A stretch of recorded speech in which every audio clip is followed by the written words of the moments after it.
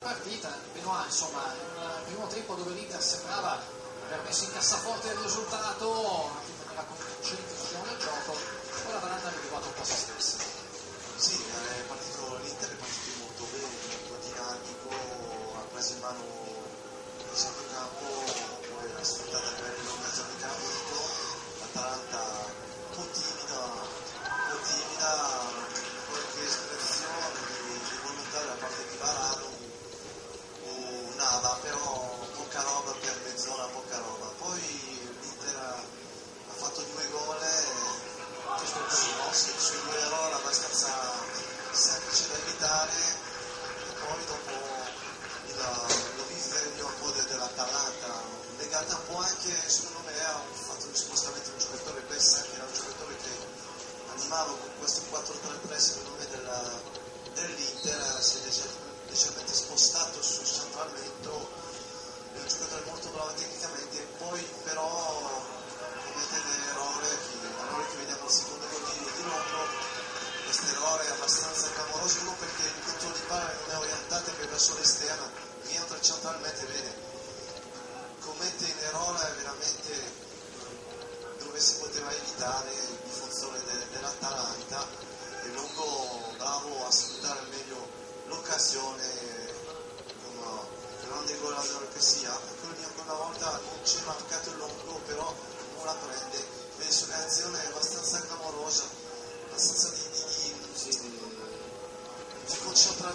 concentrazioni in fase difensiva.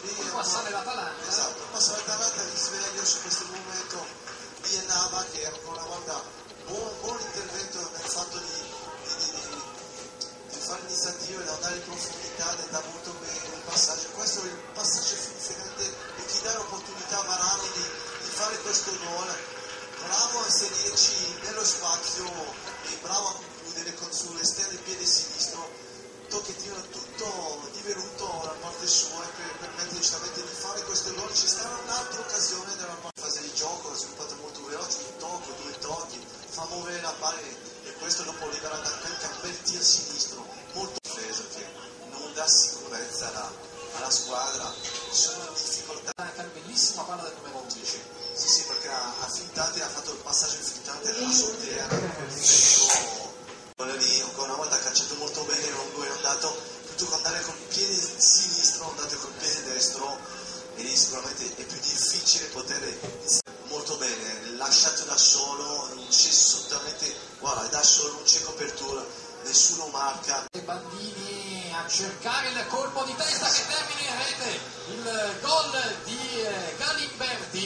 Galimberti va a segnare il gol del 3-1 ed è il gol che a questo punto fissa anche in maniera definitiva la direzione dei 3 punti. Sì, ha aspettato quasi la fine della partita, ancora una volta aggiustato, veramente Bandini l'ha messo sulla testa di Galimberti, che schiaccia benissimo la palla.